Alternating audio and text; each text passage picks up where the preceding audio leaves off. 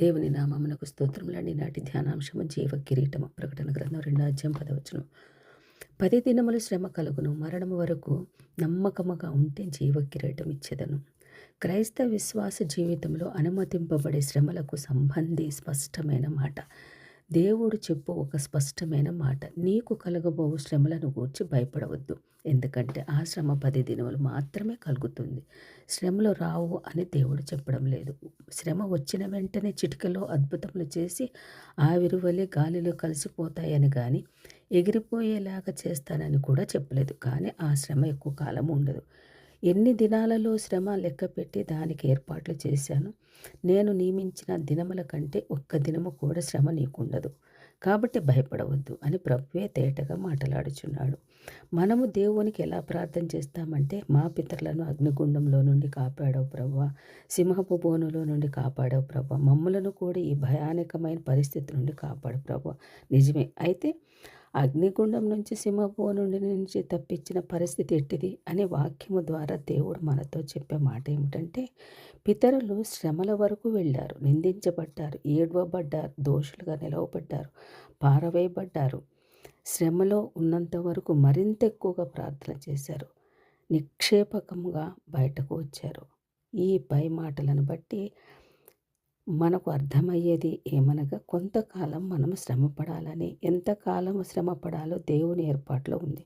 ఉదాహరణకు బలిపీఠ అర్పణ అయిన తర్వాత గాఢ నిద్ర కలుగ చేసిన దేవుడు అబ్రహామునకు చూపించిన ఆదర్శనంలో, ఇదిగో నీ సంతానము 400 సంవత్సరముల ఐగుప్తులు బానిసలుగా శ్రమలు అనుభవించుతారు, ఆ తర్వాత మిమ్మల్ని నిశ్చయముగా వాగ్దాన దేశానికి తీసుకొని పోదును. ఎప్పుడో అబ్రహాము దినములలోనే శ్రమ ఇన్ని దినములని నిర్ణయించాడు. 400 సంవత్సరములు అనగా 4 తరాల శ్రమల గురించి చెప్పాడు. అప్పటికి అబ్రహామునకు సంతానమే లేదు. చాలా కాలం తర్వాత కలగబోచున్న ఒక పరిస్థితి, అది కూడా శ్రమ. ఎంతకాలం ఉండబోతున్నది? ఆ పరిస్థితిలో నుండి ఎప్పటికి విడుదల వస్తుంది? ఇవన్నీ దేవుని సంకల్పంలో ఏర్పాట్లో ఉండగానే సిద్ధపరచబడ్డాయి. ఏదైనా పరిస్థితి ఎదురైతే ఓహో ఇలా జరుగుతుంది అనుకుంటాం మనం. దేవుడు సర్వజ్ఞాని, సంపూర్ణుడు, త్రికాల జ్ఞాని కదా. ఈలాగు శ్రమ వస్తుందని ముందే తెలుస్తుంది కదా అని మనకు పరిపరి విధాల భయంతో కూడిన ఆలోచనలు ఎన్నెన్నో మనసును కలవరపెడుతూ ఉంటాయి. కానీ విచిత్రం ఏమంటే, మన వ్యక్తిగత జీవితంలో బహుభయంకరమైన శ్రమల కాలం ఏర్పాటు చేస్తాడు. దీని వెనుక దేవునికి ఒక ఉద్దేశం ఏర్పాటు ఉంటుంది. శ్రమ వలన ఒక మేలు, ఒక ఆశీర్వాదం. దేవుడు 10 దినములే శ్రమ కలుగును అంటే 9 దినములు ఉపవాసం ఉండి ప్రార్థన చేసి 10వ రోజున మానేస్తే తప్పులేదని బాధపడడం కాదు.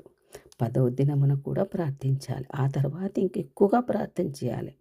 శ్రమలు పోయిన తర్వాత, దేవుడిచ్చిన ఆశీర్వాదం పొందుకున్న తర్వాత, దేవా నీ ఉద్దేశంలో నా జీవితంలో ఈ శ్రమ అనుమతించావు, ఆ శ్రమలో సంపూర్ణంగా నీకు అంగీకారంగా నిలవబడే కృప నాకు దయచేయం ప్రభువా.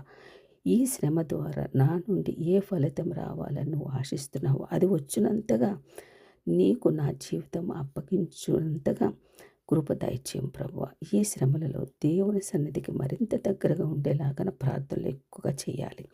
10 దినముల శ్రమ అని నిర్ణయించిన దేవుడు ఆ తర్వాత ఎన్ని దినముల సుఖము, సంతోషము, క్షేమము కూడా నిర్ణయించి ఉంటాడు కదా. దానికి లెక్క ఉందిగా. అవి అనంతమే కదా. దానికి లెక్క కట్టగలమా? దేవుని ఆశీర్వాదాల జల్లులకు ఈ ఆశీర్వాదాలు పొందుకునేలాగున ప్రార్థన చేద్దాం. దేవునికి మరింత దగ్గరగా జీవిద్దాం. ఐగుప్తుల పరవాసులకు 400 సంవత్సరములు, కానీ స్వదేశంలో వేల సంవత్సరములు క్షేమంగా ఉన్నారు కదా.